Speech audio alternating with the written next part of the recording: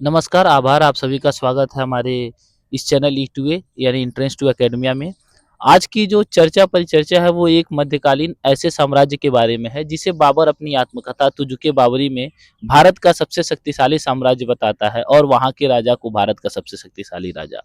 अब तक तो आप समझ ही गए होंगे कि हम बात कर रहे हैं विजयनगर एम्पायर की, जिसने मिड 14 सेंचुरी से लेके 16 सेंचुरी तक दक्कन के एक बड़े हिस्से पे रूल किया था।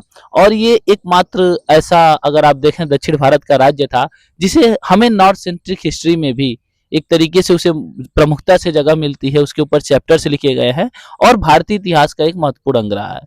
यह जो राजवंश है वो कई सारे शक्तिशाली राजवंशों से जुड़ा हुआ है, जैसे अगर आप संगम देखें, सालू देखें, तुलु देखें या फिर अराविडू देखें। तो आज हम इसी विजयनगर साम्राज्य के बारे में बात करेंगे और हमारे साथ बात करने के लिए दो मेरे मित्र जुड़े हुए हैं, सुकृत और मिहिर। और मेरा नाम समीर त्रिपाठी है और हम तीनों ही सेंटर फॉर हिस्टोरिकल स्टडीज यानी CHS जवाहरलाल नेहरू यूनिवर्सिटी से PhD कर रहे हैं। तो चर्चा की शुरुआत करते हुए सबसे पहले किसी भी साम्राज्य को जानने के लिए हमें स्रोतों की जरूरत होती है। स्रोत दो प्रकार के होते हैं, या तो प्राथमिक हुए या द्वितीयक स्रोत यानी कि सेकेंडरी सोर्सेज होते हैं। तो अगर विजयनगर साम्राज्य के प्राइमरी सोर्सेज की बात की जाए तो कई सारे सोर्सेज हैं। कुछ इंस्क्रिप्शन है हमें देवराय के टाइम के, हरिहर के टाइम के, जैसे कि एक इंस्क्रिप्शन में हमें सती प्रथा का उल्लेख मिलता है। इसके अलावा मधुरा विजयम है गंगा देवी की। इसके अलावा हम बात करें तमुक्त माल्यद है कृष्णदेव राय की, अल्लासानी पेडन्ना की मनुचरितम है। इसके अलावा अष्ट दिग्गजों की जो रचनाएं हैं वो भी हमें विजयनगर के बारे में प्राथमिक जानकारी देती है। लेकिन उसके साथ साथ एक जो आम ऑडियंस होती है वो किसी भी साम्राज्य से या किसी भी विषय से तब परिचित होती है जब उसको सेकेंडरी सोर्सेज के थ्रू परिचय कराया जाता है, जिसे हम बेसिकली हिस्टोरियोग्राफी करते हैं। तो चर्चा की शुरुआत में मिहिर से मेरा पहला प्रश्न यही रहेगा कि अगर आप लोगों को ये समझाते हुए, एक आम रीडर को ये समझाते हुए कि हिस्टोरियोग्राफी किसे कहते हैं और उससे रिलेटेड विजयनगर की हिस्टोरियोग्राफी पे क्या क्या बातचीत हुई है, क्या क्या स्कॉलरली वर्क हुए हैं, उनके बारे में अगर आप कुछ बता सकें तो। नमस्ते। अगर हिस्टोरियोग्राफी जिसको हिंदी में इतिहास लेखन बोलते हैं उसके बारे में अगर हम बताना चाहें तो बेसिकली हिस्टोरियोग्राफी या इतिहास लेखन वो होता है जो डिफरेंट डिफरेंट हिस्टोरियंस होते हैं उनके इंटरप्रिटेशन में कोई हम ट्रेंड देखते हैं, कोई पैटर्न देखते हैं, उसको इन अ वे हिस्टोरियोग्राफिकल एनालिसिस बोलते हैं, चाहे वो क्रोनोलॉजिकली हो या फिर मेथोडोलॉजिकली हो। तो विजयनगर के इतिहास लेखन हिस्टोरियोग्राफी की बात करें तो अनिला वर्गीस नाम की एक हिस्टोरियन है। इनका विजयनगर में बहुत ज़्यादा एक्सटेंसिव काम है। तो उनके हिसाब से विजयनगर की जो हिस्टोरियोग्राफी है उसमें कई 5 पैटर्न हम देख सकते हैं। जो शुरुआत की हिस्टोरियोग्राफी या इतिहास लेखन है, उसे वो कैटेगराइज़ करती हैं ओरिएंटलिस्ट हिस्टोरियोग्राफी में। जो बेसिकली ब्रिटिश कॉलोनियल पीरियड में जो ब्रिटिश ऑफिसर्स होते हैं या फिर एडमिनिस्ट्रेटर्स होते हैं, एडमिनिस्ट्रेटिव हिस्टोरियंस होते हैं, बेसिकली स्कॉलर्स होते होते हैं, चाहे वो कुछ नाम हम दें तो चाहे वो कॉलिन मैकेंजी हो गए या फिर रॉबर्ट सीवेल हो गए जिनका इंपॉर्टेंट वर्क है फॉरगेटन एम्पायर, एएच लॉन्गहर्स्ट हो गए। तो बेसिकली इन्होंने जो काम किया उसे ओरिएंटलिस्ट हिस्टोरियोग्राफी बोलते हैं और एक सेंस ऑफ क्रिटिक अब के हिस्टोरियंस इस हिस्टोरियोग्राफी का देते हैं, क्योंकि इनका जो बेसिकली आर्ग्यू करते हैं आपके अब के स्कॉलर्स, वो बोलते हैं कि जो ब्रिटिश कॉलोनियल ऑफिसर्स थे या हिस्टोरियंस थे, उनका जो काम था कहीं न कहीं जो ब्रिटिश कॉलोनियलिज़्म था उसको जस्टिफ़ाई करना, उसको परपेचुएट करना अपने हिस्ट्री राइटिंग के थ्रू था। कहीं न कहीं इसी के रिस्पॉन्स में हम देखते हैं कि नया ट्रेंड इमर्ज होता है कॉलोनियल पीरियड में ही, जिसे नेशनलिस्ट हिस्टोरियोग्राफी बोलते हैं, जिसमें बहुत सारे हिस्टोरियंस आते हैं, जैसे अ, एस कृष्णस्वामी अयंगर हो गए, जैसे नीलकंठ शास्त्री हो गए। इनका जो काम होता है कहीं न कहीं जो इंडिजिनस एम्पायर है विजयनगर के कॉन्टेक्स्ट में, विजयनगर है, उसको ग्लोरीफाई करना, उसको रीइंटरप्रेट करना, जिसे दिखाया जाए कि कैसे नेटिव्स थे वो कैपेबल थे एडमिनिस्ट्रेशन का, कल्चरल कंस्ट्रक्शन का।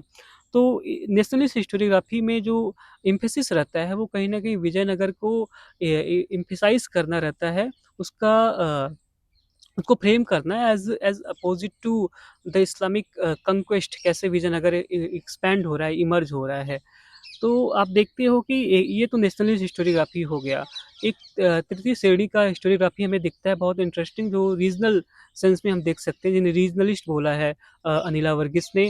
तो बेसिकली विजयनगर जो एम्पायर था वो एक मल्टीलिंगुअल स्टेट था, एम्पायर था। इसमें तमिल भी थे, इसमें कन्नड़ रीजन्स भी थे, इसमें तेलुगु रीजन्स भी थे। तो आप देखते हो कि कहीं न कहीं जो लिंग्विस्टिक आइडेंटिटीज़ इमर्ज हो रही हैं both in colonial period as well as in post colonial period, कहीं न कहीं विजयनगर का जो हिस्ट्री है उसको कैसे रीइंटरप्रेट कर रहा है।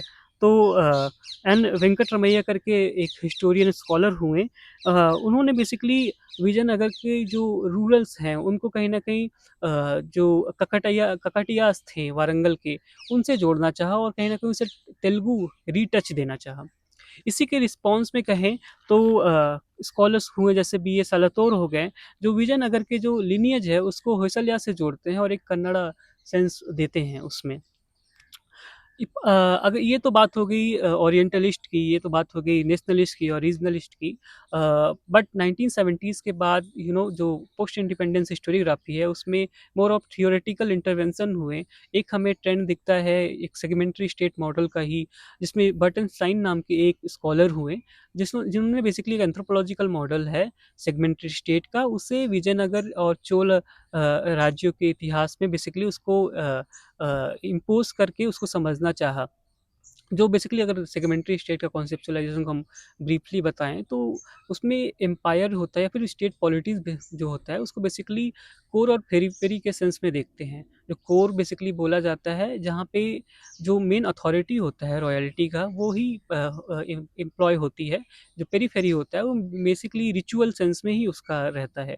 इसका क्रिटिक भी हमें मिलता है कि कहीं अगर आप कोर और पेरीफेरी के कॉन्सेप्शन देखें तो क्या एक्चुअल में इतने बाइनरी में चीज़ें थीं जो हमें एक्चुअल में दिखता नहीं है, चाहे एडमिनिस्ट्रेटिव अपैरेटस हो, चाहे टैक्सेस हो या फिर चाहे आर्ट और आर्किटेक्चर में जो यूनिफिकेशन दिखता है हमें थ्रू आउट विजयनगर, वो कोर और पेरीफेरी के जो कॉन्सेप्चुअलाइजेशन है उसको क्रिटिक करता है। अब रिसेंट की बात करें तो 1980s 90s के बाद अभी तक के हिस्टोरियोग्राफी में हम देख रहे थे कि कहीं ना कहीं टेक्सुअल सोर्सेज पे ज़्यादा एम्फेसिस था, चाहे वो ट्रेवलॉग्स हों, चाहे वो इंस्क्रिप्शंस इवन। बट 1980s के बाद 90s के बाद जो हिस्टोरियंस स्कॉलर्स इमर्ज हो रहे थे, चाहे आर्कियोलॉजिस्ट हों या फिर हिस्टोरियंस हों, वो कहीं ना कहीं जो मटेरियल कल्चर है उसके अंडरस्टैंडिंग उसके एनालिसिस के थ्रू जो विजयनगर का हिस्ट्री है उसको री इंटरप्रेट कर रहे थे, उसको समझना चाह रहे थे। तो इसमें बहुत सारे स्कॉलर्स ने काम किया, चाहे आर्कियोलॉजिस्ट जैसे कार्ल लेम्सिनोपोली हो गए या फिर हिस्टोरियंस अनिल वर्गीस हो गए, जॉर्ज मिकेल और भी बहुत सारे लोग हैं।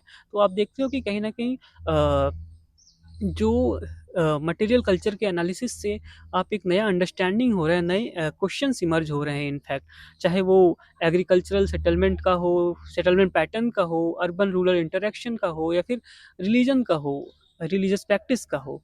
सो ब्रॉड सेंस में हम विजयनगर की हिस्टोरियोग्राफी को ये देख सकते हैं। जी मीर, आपने बहुत ही अच्छे तरीके से सारी चीज़ों को समराइज़ किया। अगर इसमें मैं थोड़ा अपने साइड से कुछ अगर जोड़ना चाहूँ तो अगर जो जनरल रीडर हैं जिनको शुरुआत करनी है, वो जैसे आपने कहा कि आप फिलिप वैगनर वगैरह को भी देख सकते हैं, सिंथिया टॉलबोट वगैरह को देख सकते हैं। आपको एक जनरल अंडरस्टैंडिंग के लिए, बाकी सारी थियोरेटिकल अंडरस्टैंडिंग के लिए आपको ये सारी किताबें या फिर ये सारे सोर्सेज़ एटलीस्ट देख लेने चाहिए। अगर आपको एक ओवरव्यू चाहिए कि कोई भी एम्पायर कैसे था, क्या था, अलग-अलग स्कॉलर्स के क्या-क्या ओपिनियन थे। तो इस चर्चा को आगे बढ़ाते हुए हम थोड़ा अब एडमिनिस्ट्रेशन की तरफ आना चाहते हैं। किसी भी साम्राज्य को चलाने के लिए जो, चाहे हम कौटिल्य की बात करें या जितने भी स्टेट की थियरी हो, एक इफेक्टिव जो है एडमिनिस्ट्रेशन का होना बहुत जरूरी है, जिसके टॉप पे किंग होता था और उसके बाद उसके सारे बाकी सारे एडमिनिस्ट्रेटर्स होते थे।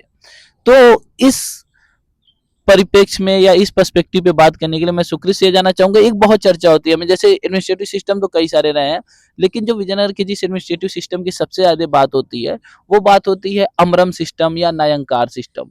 तो ये अमरम या न्यायंकार सिस्टम था क्या, अगर आप इसको शॉर्ट में बता सकें, और इसके साथ साथ अगर इसके पीछे की कोई हिस्ट्री है, क्या कोई लिगेसी है या फिर एक यूनिक चीज विजयनगर साम्राज्य ने अपने एडमिनिस्ट्रेशन को रन करने के लिए लाई, तो इन दोनों बातों पर अगर आप दर्शकों को बता सकें तो।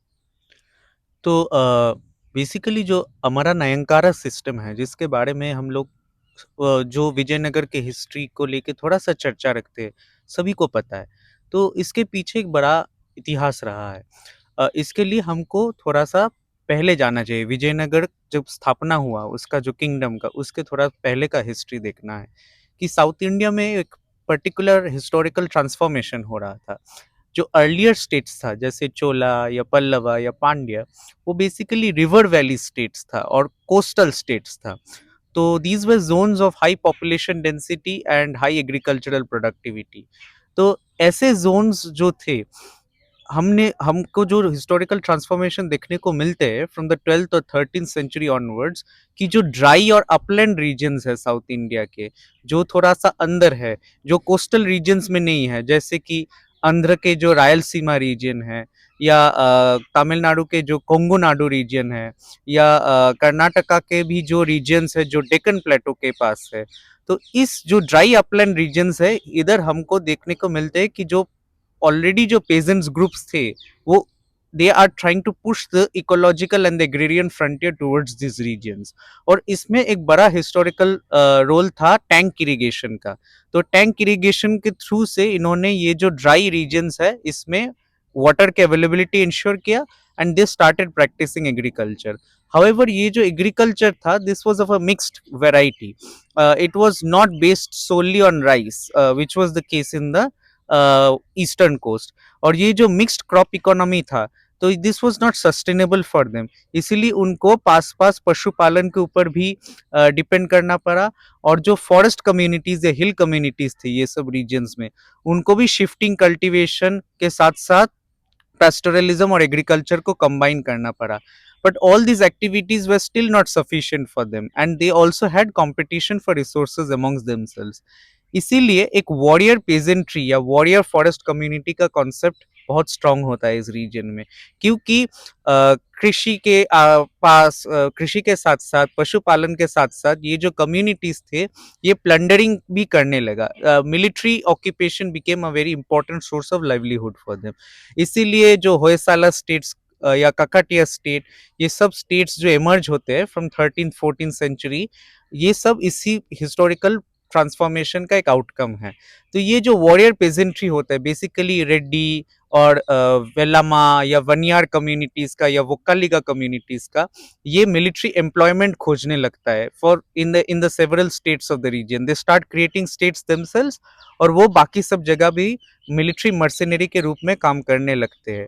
विजयनगर का स्थापना जिन लोगों ने किया था, जो संगमा ब्रदर्स के बारे में हम लोग जानते हैं, हरिहरा और बुक्का, ये दोनों भी ऐसे ही एक मिलिट्री मर्सेनरी के रूप में काम करते थे काम्पिल्य राज्य में। फिर हम लोग जानते हैं कि वो दिल्ली सल्तनत के लिए भी काम करते थे एक समय। Finally they created their own state. So now when this historical transformation has happened, you can very well understand कि ये जो वॉरियर पेजेंट्री थे ये बहुत पावरफुल थे, और अगर आप सेंट्रलाइज स्टेट करना चाहोगे तो आपको ये लोकल पावर एलिमेंट्स के साथ नेगोशिएट करना पड़ेगा, नहीं तो आप एक वायबल इफेक्टिव एडमिनिस्ट्रेशन कभी एस्टेब्लिश नहीं कर पाओगे। इसीलिए जो विजयनगर स्टेट अल्टीमेटली हुआ, उनको ये जो लोकल फ्यूडल लॉर्ड्स या आर्म्ड पेजेंट्री थे, इनको इनका जो लोकल राइट्स या प्रिविलेजेस, इसको रिकॉग्निशन देना पड़ा। इसी रिकॉग्निशन के आउटकम है ये अमरा नायका सिस्टम। इधर हम लोग को कुछ टर्म्स क्लैरिफाई करना चाहिए। अमरम क्या है? अमरम मतलब एक मिलिट्री टेन्योर जैसा है, एक टाइप ऑफ होल्डिंग है। जैसे कि दिल्ली सल्तनत में हम लोग जानते हैं कि इख्तादारी सिस्टम था, तो इख्ता होल्डिंग कहा जाता था उसको। वैसे ही अमरम एक मिलिट्री टेन्योर है, और नायका एक ऑफिस है। बेसिकली जो हमने बताया कि जो आर्म्ड पेजेंट्री थी, उसमें जो चीफटेंस के रूप में, पावरफुल लोकल लॉर्ड्स के रूप में जिसका उत्थान हुआ, उनको नायका कहा जाता था। और करा मतलब जो ऑफिस के साथ जुड़े हुए जो पावर थे, local law and order, local tax collection जो जुड़ा हुआ था, वो पावर। तो basically that was the system where the Vijayanagara state ensured कि ये जो लोकल फ्यूडल लॉर्ड्स है अक्रॉस द एम्पायर, बेसिकली वही लॉ एंड ऑर्डर संभालेंगे और टैक्स कलेक्ट करेंगे। और पर्टिकुलर एक दिन होता था, महानवमी के दिन, उस दिन एक रॉयल प्रोसेशन होता था, और ये सब जो नायकस थे वो ट्रिब्यूट देता था राया को। ये सब डिस्क्रिप्शन हमें न्यूनीज जैसे फॉरेन ट्रैवलर्स से भी मिलते हैं, जिसका रेफरेंस हमें मिलता है कि ऑलमोस्ट 200 कैप्टेन्स या नायकस विजयनगर में थे। उनमें से कुछ कुछ बहुत प्रोमिनेंट थे, जैसे सलुवा नरसिम्हा नायका या सलुवा तिमारसु, जो ब्राह्मण्स भी होते थे या ये सब पेजेंट ग्रुप से भी होते थे। तो basically this was the Nykaa system.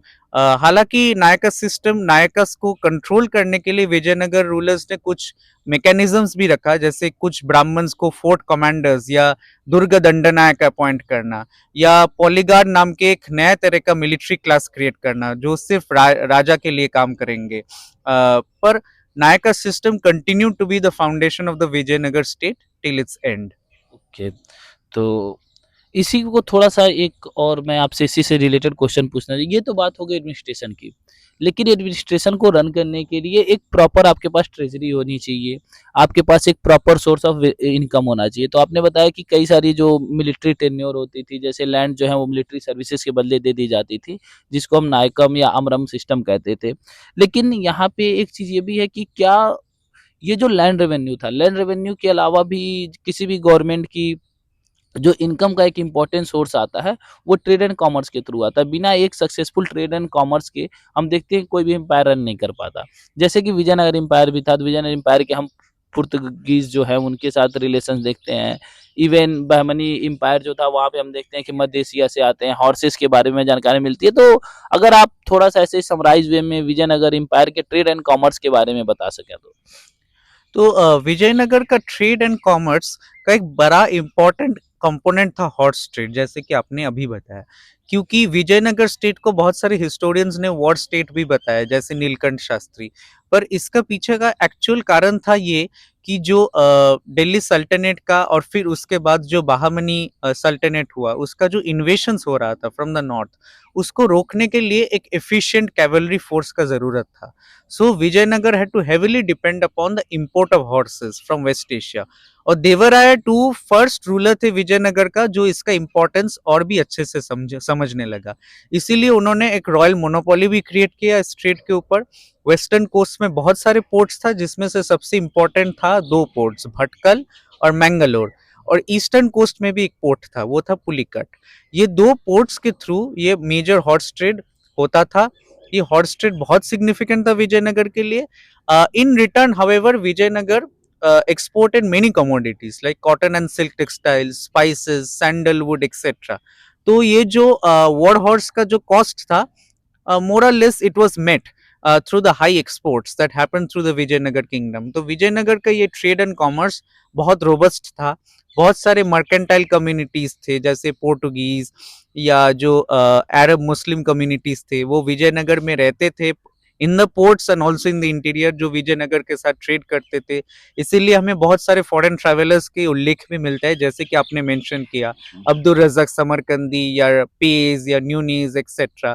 And apart from that there were indigenous merchants also, जो बलिजा नायडू कम्युनिटीज थे, कोमतीज थे, या जो तमिल चेट्टियार कम्युनिटीज थे। तो ये ट्रेड एंड कॉमर्स विजयनगर का इकोनॉमी का एक बहुत बड़ा हिस्सा था। And it was also an important source of revenue for the king, क्योंकि agrarian revenue to a large extent Nayakas के पास जाते थे, जैसे कि हम लोग अभी डिस्कस किए। जी, तो ये तो हमने एडमिनिस्ट्रेशन और ट्रेड की बात कर ली। इसके साथ हमें बात करनी है थोड़ी-सी रिलीजियस कि रिलीजियस पॉलिसी क्या थी? पॉलिसी से ज़्यादा हम बात ये करेंगे कि रिलीजियस कंपोज़िशन कैसा था कि किसी भी एम्पायर में जैसे अलग-अलग रिलीजन के लोग रहते हैं। तो उसमें देखा जाए जैसे फॉरेन ट्रैवलर्स जो भी हैं, जैसे अभी आपने नाम लिया है, डोमिंगो पेस हुए, नूनीज़ हुए, निकोलो कोंटी हुए, ये सारे ये बात करते हैं कि विजयनगर एम्पायर जो है एक रिलीजियस रूप से टॉलरेंट एम्पायर था, ऑल्दो कि उसके ओरिजिन को लेके काफ़ी सारी डिबेट है, जिस पे हम एक सेपरेट वीडियो लाएँगे। तो मिहिर से मैं ये जानना चाहता हूँ कि अगर आप थोड़ा-सा समराइज़ वे में ये बता पाएँ कि विजयनगर एम्पायर का रिलीजियस कंपोज़िशन कैसा था? उसमें जो अलग-अलग धर्म के लोग रहते थे, वो कैसे थे? उनके क्या-क्या डिस्ट्रीब्यूशंस पैटर्न थे? अगर इनके बारे में अगर आप बात कर सकें। सो अगर विजयनगर के रिलीजियस कंपोजिशन का बात करें, तो हमें ये ध्यान में रखना होगा कि विजयनगर की जो हिस्ट्री है, विजयनगर से पहले ही स्टार्ट हो जाती है और रिलीजियस रिफ्लेक्शन हमें दिखता है, मटेरियल मैनिफेस्टेशन उसके दिखते हैं। अगर हम प्री हिस्ट्री में जाना चाहें तो नियोलिथिक पीरियड से हमें कहीं ना कहीं दिखता है, बट हिस्टोरिकल सेंस में चाहे वो चालुक्य हो या होयसल्या हो, उस पीरियड से हमें रिलीजियस मैनिफेस्टेशन दिखते हैं मटेरियल कल्चर में। तो अगर प्री विजयनगर पीरियड का देखें, तो हमें अर्लीस्ट एविडेंस जो एपिग्राफिकल मिलता है, वो एक पंपा नाम की डेटी होती हैं उनका मिलता है, जिनको बाद में पार्वती के रूप में माना जाता है, और जो भगवान शिव का विरूपक्ष फॉर्म का रूप है, उससे एसोसिएटेड किया जाता है। तो 7वीं सेंचुरी में हमें मिलता है, और विरूपक्ष के ट्रेडिशन हमें 12th सेंचुरी तक आते आते बहुत ज़्यादा दिखने लगता है। और सिर्फ विरूपक्ष ही नहीं, इवन और भी शैव ट्रेडिशन के रिफ्लेक्शंस मिलते हैं, जैसे चाहे भैरव वर्शिप का हो या फिर वीरभद्र का ट्रेडिशन हो। ये तो बात हो गई कि सैव ट्रेडिशन का प्रेजेंस, बट ऐसा नहीं कि वैष्णव ट्रेडिशन कंप्लीटली एब्सेंस था। इंटरेस्टिंगली अगर रामायण के सेंस में देखा जाए तो जो ये विजयनगर का जो एरिया है, इसको किष्किंधा से जोड़ के देखा जाता है और इसके हमें अर्लीस्ट एपिग्राफिकल एविडेंस 11वीं सेंचुरी से दिखना लगता है कि एक कैसे रामायण की जो सेक्रेड ज्योग्राफी है, उसका एपिग्राफिकल मैनिफेस्टेशन भी हमें यहाँ मिलता है। अब बात करें विजयनगर की पीरियड के टाइम पे, तो विजयनगर का जो एम्पायर था उसमें बहुत सारे रॉयल फैमिलीज़ थी, चाहे संगम हो, सलुआ हो, तुलुआ हो और अविडू हो बात का। तो एनिला वर्गीस करके हिस्टोरियन हैं, उनका मानना है कि जो शुरू के डायनेस्टीज़ थी वो कहीं न कहीं सैव ट्रेडिशंस को ज़्यादा पैट्रोनाइज़ करती थी, बट बाद में वैष्णविज़्म का इन्फ्लुएंस बढ़ता जा रहा था।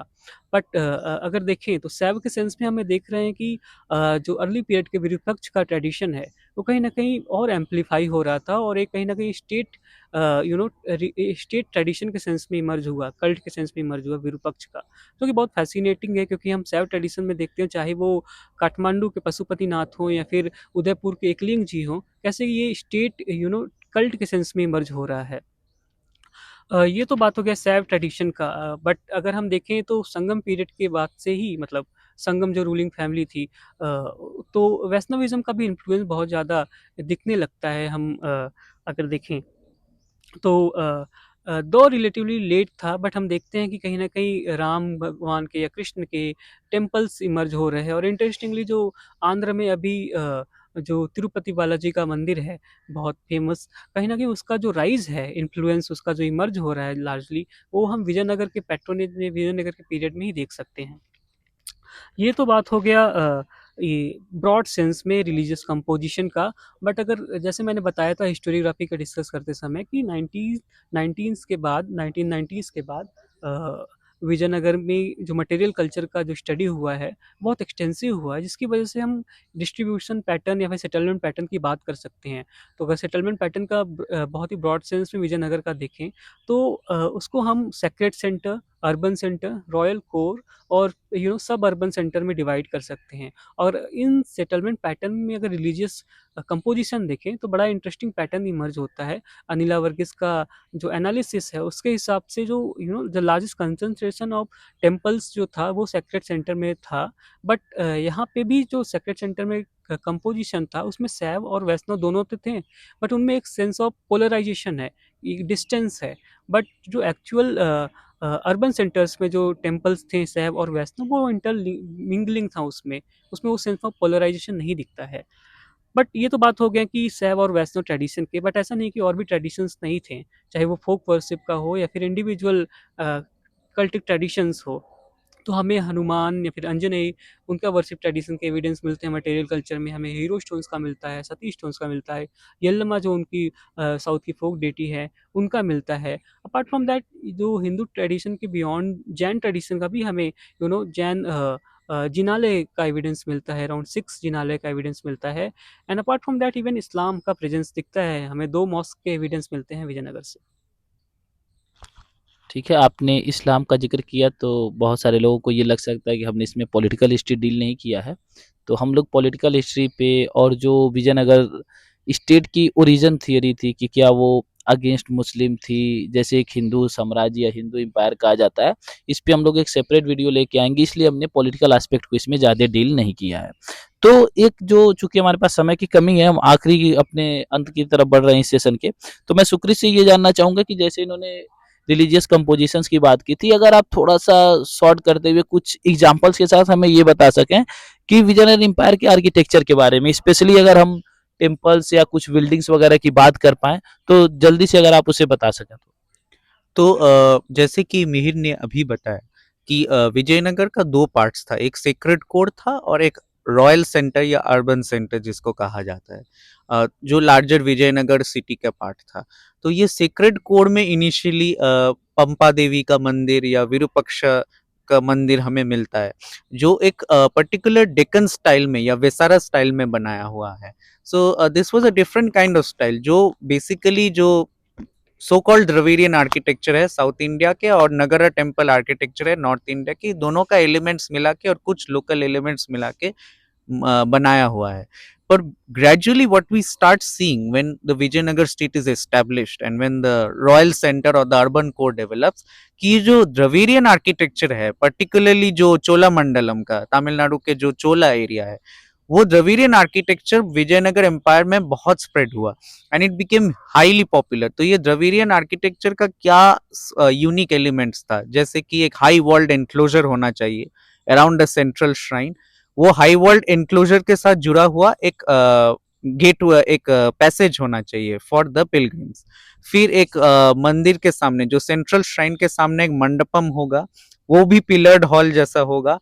And what's the most distinctive element of Vijayanagar temple architecture during this time is the addition of gopurams, कि ये जो आर्च्ड गेटवे का जो कॉन्सेप्ट है मंदिर के सामने, गोपुरम्स पहले भी होते थे, ऑफ कोर्स चोला पीरियड में भी होते थे, पर विजयनगर के पीरियड में gopurams became massive in size. So that was a very unique and distinctive element of Vijayanagar architecture. Tamil Nadu के भी जो मंदिर थे, जो ऑलरेडी एग्जिस्टिंग मंदिर थे, उधर विजयनगर रायाज ने और भी स्ट्रक्चर्स ऐड किया और अल्टीमेटली कन्नाडा तेलुगु रीजन में भी तमिल आर्किटेक्चर को पॉपुलर करने के पीछे विजयनगर का एक बड़ा रोल था। जो मेजर टेम्पल्स था जैसे तिरुवेंगलनाथ मंदिर या रामचंद्र मंदिर, जो बाद में हुआ particularly during the Tuluva dynasty, who were patronising more Vaishnava structures, as Mihir pointed out कि लेटर एक ट्रांसफॉर्मेशन हुआ वैष्णविज्म के ऊपर। तो मोस्टली वो द्रविडियन आर्किटेक्चर स्टाइल फॉलो करते थे। older styles were still following the Deccani architecture. So basically Vijayanagar का टेम्पल आर्किटेक्चर का ये एस्पेक्ट्स था। तो बेसिकली इस वीडियो में हमने अभी जो भी डील की, हमने कोशिश की कि फैक्ट से हट के, क्योंकि फैक्ट हम एक सेपरेट वीडियो में लाएंगे, फैक्ट से हट के हमने थियरी के अराउंड बात करने की कोशिश की, एक ओवरव्यू बनाने की कोशिश की कि विजयनगर एम्पायर का जो है एक ओवरऑल स्ट्रक्चर कैसा था, उसके बारे में हमने बात की। चाहे वो ट्रेड हो, चाहे वो रिलीजन हो, या वो टेम्पल आर्किटेक्चर हो, या फिर एडमिनिस्ट्रेशन हो, जो कुछ इंपॉर्टेंट इशूज थे उनको हमने इसमें टैकल करने की कोशिश की। बट चूंकि विजयनगर एम्पायर एक बड़ा एम्पायर था, अलग अलग पर्सपेक्टिव्स थे, अलग अलग उनके वेरियस इंस्टीट्यूशन थे, उनके बारे में और पॉलिटिकल हिस्ट्री के बारे में हम एक सेपरेट वीडियो लेके आएंगे जिसमें किस्से कहानियां भी होंगी। तब तक आप लोग हमारे चैनल के साथ जुड़े रहिए, और अब तक अगर आपने सब्सक्राइब और लाइक नहीं किया है तो कर लीजिए, और हम लोग मिलते रहेंगे। धन्यवाद।